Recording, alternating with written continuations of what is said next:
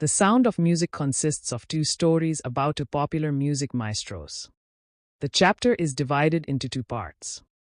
Part 1, Evelyn Glennie Listens to Sound Without Hearing It, written by Deborah Cowley, and Part 2, The Shahnai of Bismillah Khan, which is about the legendary Shahnai player from India. The Sound of Music Part 1, Evelyn Glennie Listens to Sound Without Hearing It. Summary.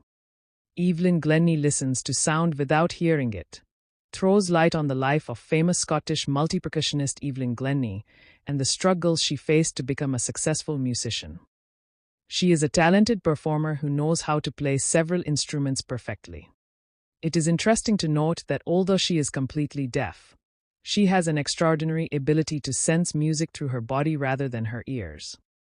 Evelyn was not born deaf, but she lost her hearing ability by the time she was 11 years old. Whilst she faced difficulty in hearing, that did not bog down her determination to pursue music. Evelyn was keener to learn the xylophone at school when percussionist Ron Forbes recognized her potential. He encouraged her to sense the music through her body instead of her ears. After that, there was no looking back. Evelyn continued to scale newer heights ever since, and when she auditioned at the Royal Academy of Music, she scored one of the highest marks in the history of the Music Academy. She received several laurels, accolades and awards for her extraordinary par excellence performances on the global platform.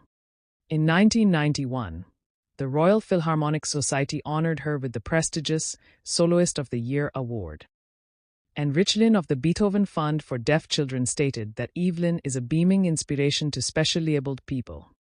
Thus, Evelyn Glennie continues to set an example by motivating everyone around her with her determination and delights millions of people with her outstanding performances.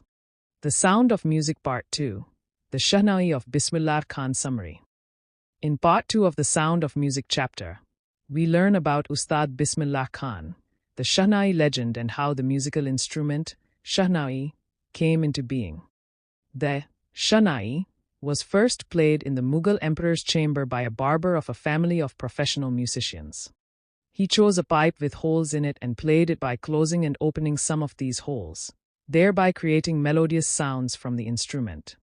Legendary Indian Shahnai player Ustad Bismillah Khan was the maestro who popularized this musical instrument and gave it a global platform.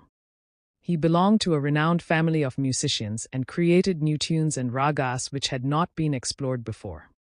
From a young age, he was deeply inspired by the flowing waters of the river Ganga and would play on its banks at the temple of Balaji and Mangla Maya.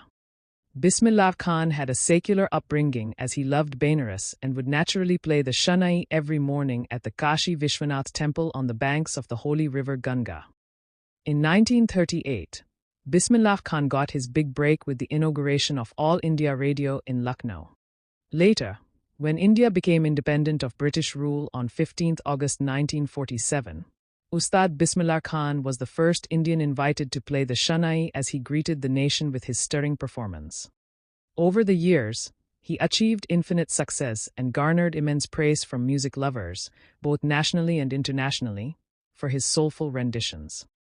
He was bestowed with several accolades and awards in India, such as the Padma Vibhushan, the Padma Bhushan and the Padma Shri. He was also the recipient of the highest civilian honor in India, i.e., the Bharat Ratna. Ustad Bismillah Khan represented India on the global stage too. He was the first Indian who was invited to perform at the distinguished Lincoln Center Hall in the USA. He also participated in the Cannes Art Festival, the World Exposition in Montreal and the Osaka Trade Fair. He was so popular that an opera house in Tehran was named after him, i.e. Teher Moziki Ustad Bismillah Khan. Despite having numerous opportunities far and wide, the music maestro was very fond of India, particularly Benares and his native town, Dumran. On the 21st of August 2006, Ustad Bismillah Khan breathed his last after a prolonged illness and left a legacy of soulful music behind him.